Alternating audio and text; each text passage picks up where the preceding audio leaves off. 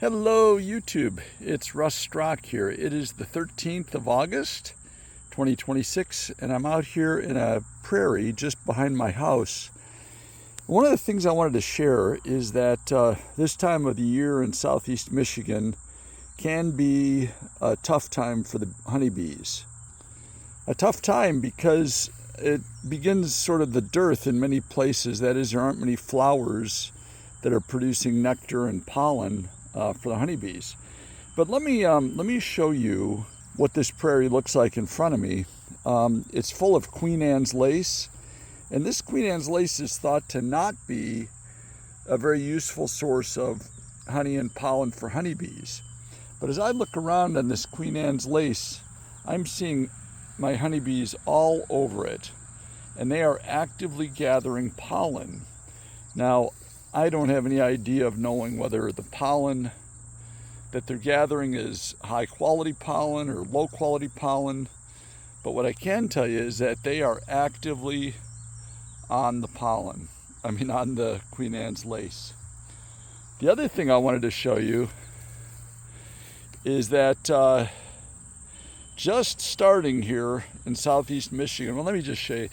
There are honeybees all over this Queen Anne's lace. They are just kind of all over it. I'm watching, I can hear them, I can see them. Here's some more right here, there, back here as well. Look at the pollen baskets on her. I don't know if you can see them, but they're impressive. And then I noticed over here, this was the first of the early goldenrod that came out.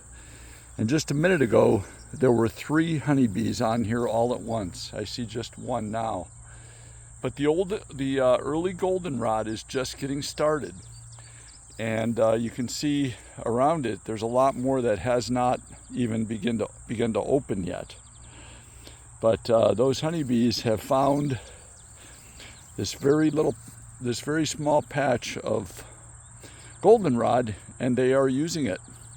So good news. Anyway, I would say that here in southeast Michigan this year, if you count this Queen Anne's lace, I don't think we've really had a dearth, which is surprising. I'm just walking by, and there are so many bees on this Queen Anne's lace. So there's still also a few honeybees on the clover, the Dutch clover that's sort of in many people's lawns. And there's a few asters out, and not too far away I noticed some Joe Pye weed, and the honeybees were on the Joe Pye weed. Now we don't have much of that, but with the goldenrod opening slowly here, I'm guessing another 7 days or so, we'll be into the full goldenrod flow. So I'm thinking about at this point how to prepare my honeybees for winter. I think about that from the time they come out of winter, but mite treatments, I'm going to give them probably a treatment of Formic Pro. I want to do one more test, and I'd like to take off whatever honey is on the bees right now, the honey supers, and give them some fresh supers to fill with this goldenrod flow that's going to come. So just in this video, I just thought I would I don't know if I'm dispelling the myth about Queen Anne's lace or not, but they are certainly using it actively for pollen collection. And I don't know really if there's much nectar, but my bees have not been idle on their landing boards. They're continuing through this really hot spell we've had for most of August. Staying really active. I also made up 5 queens from emergency cells. I'm waiting for those queens to get mated now. I had 6 queen cells. I cut them out, and 5 of them were successful. And I went in there and could see the virgin queens. One of them came out entirely black. I've never had a jet black queen, but I do now. So I am watching for a little mating swarm to come back.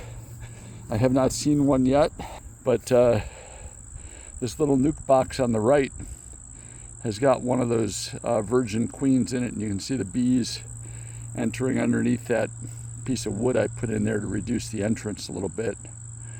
I haven't really had a major robbing problem yet this year, but I'm watching, and of course you're supposed to deal with that before you have a problem. That nuke box over there is another one where I've got a unmated queen in there, and there's quite a bit of entrance activity, so maybe she's gone out and gotten mated. And a third one I have right next to this box. You can only see the back of it from here, but this is another nuke box right there with a queen in it, and that was the earliest one, the first one to emerge from her cell. So far, so good. Everything this summer is going well. My mite count was pretty low in June when I checked. I had 0, 1, or 2 mites in all 10 boxes. And so I thought I would give it until sort of mid to late August and give them a treatment if they need it, just before they start into making their diutinous bees, or the bees of winter physiology.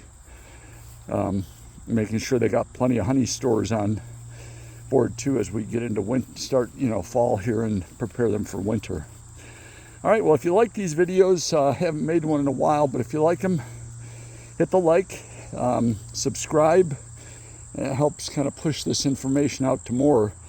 As I get here toward my house, I also wanted to show you I have just a little lavender, mint patch, not lavender, but the bees absolutely love almost all of these different herbs and spices, and you can see them on the mint.